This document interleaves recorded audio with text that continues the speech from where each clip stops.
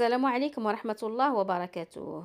كنتمنىكم تكونوا بخير وعلى خير وما ناقصكم حتى شي خير وانتم كتشاهدوا معايا الفيديو ديال نهار اليوم ان شاء الله وصفتي غادي تكون كيكه المول العجيب عند طلب واحد الاخت اللي كتلح وكتاكد باش عاود نحط ليها الكيكه ديال المول العجيب. انا كنسبق وحطيتها ولكن قالت لي عاودي حطيها لينا.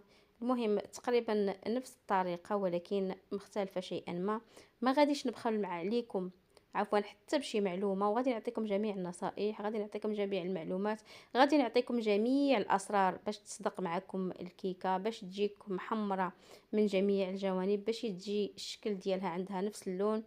غادي نشارك معكم الكريمه، غادي نعطيكم جميع الاسرار ديال الكريمه، غادي نشارك معكم باش تنكهوها.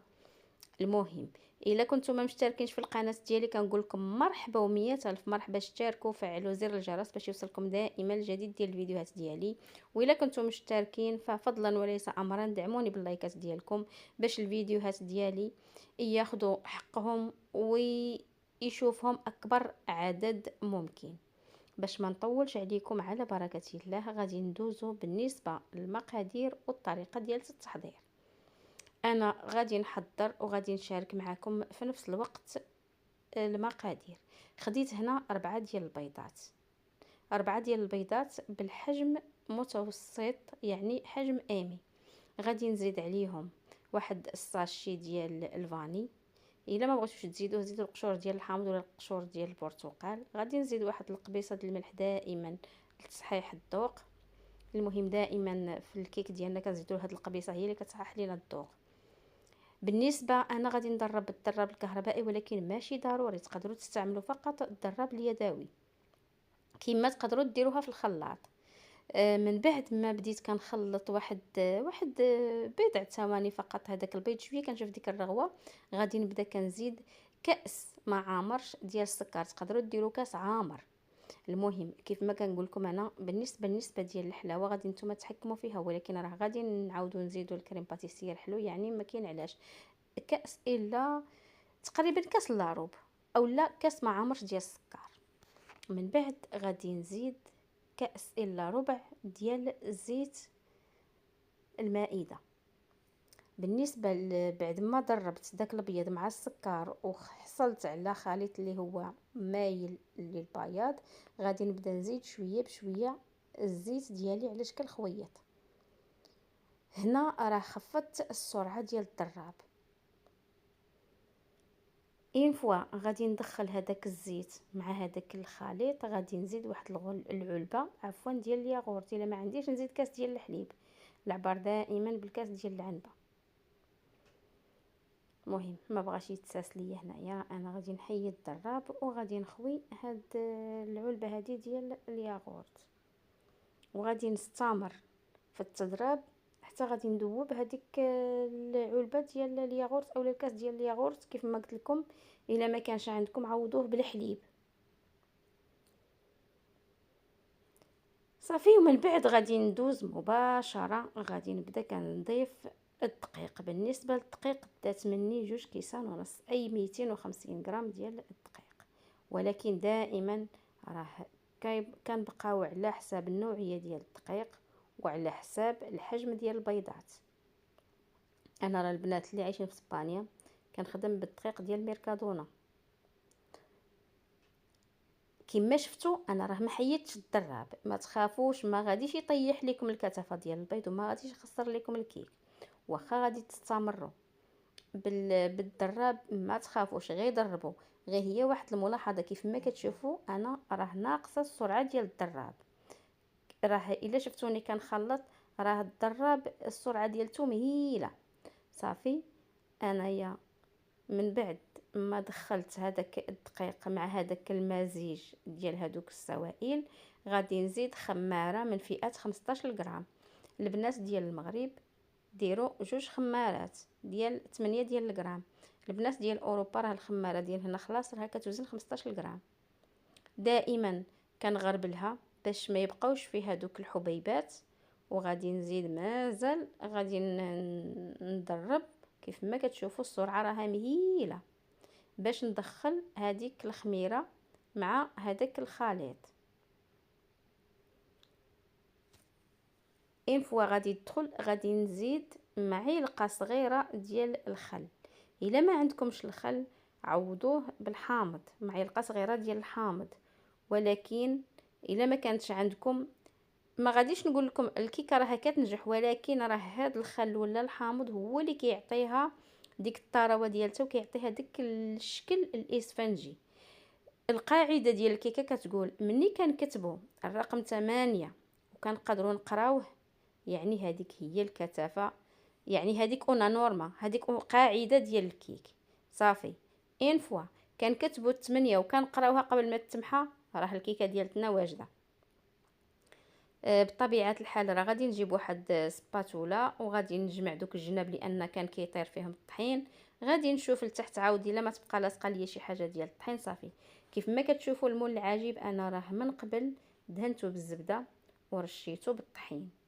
واذا كان عندكم الوقت من الاحسن من ترشوه بالزبده وديروا وتعاودوا منين تدهنوه عفوا بالزبده وتعاودوا ترشوه بالطحين، من الاحسن دخلوه للثلاجه، لان الا دخلتوه للثلاجه ملي كطيبوها ما كتلصقش ليكم. هذه واحد السر من اسرار نجاح الكيك. كيف ما قلت لكم انا قلت لكم ديك المعلقه ديال الخل اولا الحامض زائد هذه حتى هي، دهنوه وديروه في الثلاجه اولا في المجمد فين ما كانت عندكم البلاصه.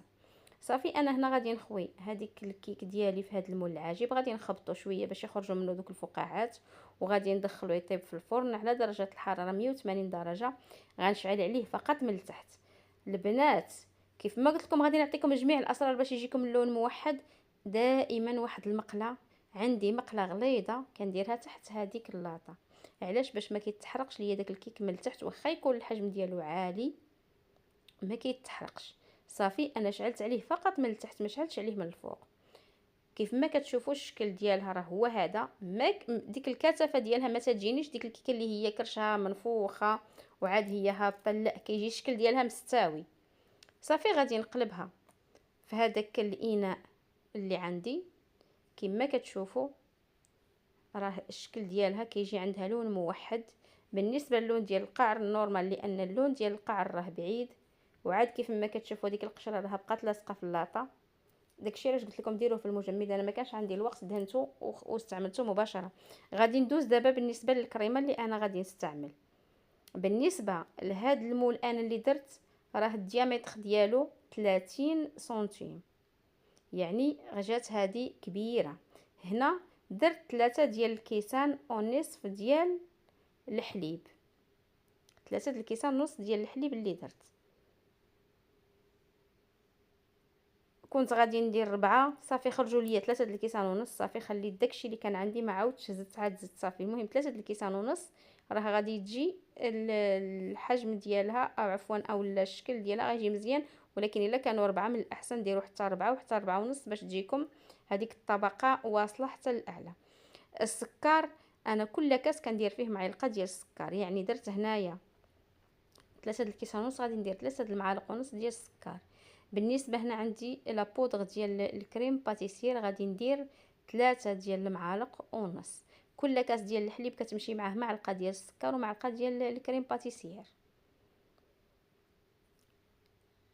بالنسبه لي انا ما نكهتوش، ما درتش فيه الفاني. علاش؟ لان مني غادي نوجدو غادي نكهو بمذاق الكراميل ان شاء الله. غادي نحركهم مزيان وهما باردين، وغادي نحطهم من فوق البوطه حتى نحسوا بالكثافه ديالته ولات قاصحه، عاد غادي نحيدوه من فوق البوطه. المهم راه كنا كنعرفوا نحضروا الكريم باتيسير. الا ما كانش عندكم الكريم باتيسير بالنسبه هاد الكريمه هادي تقدروا تعوضوه بالنشا. علاش؟ لاني غادي نكهو من بعد بالكراميل. من بعد ما وصلت لهاد الكثافه هذه انا ما شاركتش معكم لان فقط حطيته فوق البوطه بقيت كنحرك حتى حصلت على هاد الكثافه. من بعد غادي نزيد 2 العلبات ديال الفلان بمذاق الكراميل، وغادي نحرك مزيان. هادو هما اللي غيعطيونا المذاق. غادي نحرك مزيان. الكريم باتيسير راه سخون وهادو راهما باردين. غادي نحرك مزيان حتى غادي ندوب هاد الفلان مع هذاك الكريم، وغادي نفرغو مباشره فوق هذيك الكيكه ديالتي. شاطت ليا واحد 2 اولا معلقه غادي نرمي واحد 2 طريفات ديال السكر مع داك الشكلاط عفوا الكريم باتيسير، وغادي ندير هاد الخطوط هادو كيف ما شفتوا درتها في واحد البوش، وغادي ندير هاد الخطوط.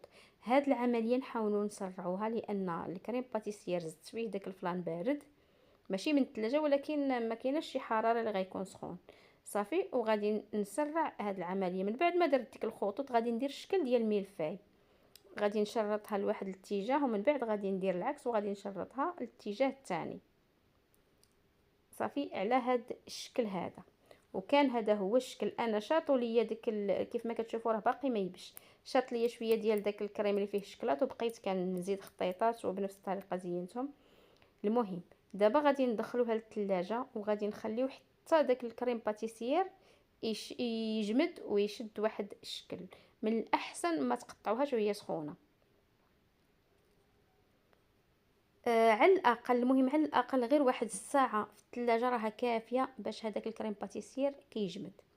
بالنسبه الا بغيتو كانت عندكم شي مناسبه ولا بغيتو تديوها لشي بلاصه، هذيك الجنيبات دهنوهم بالكونفيتير او لا بالناباج وزينوهم يا اما بلي زامون دي فيلي او لا بالكوكو، ولا احتفظوا بها بالشكل ديالها كما خليتها انا احتفظت بها في هذا الشكل لاني صراحه كنت درتها فقط للدار ديالتي ما زينتهاش خليتها على هذا الشكل.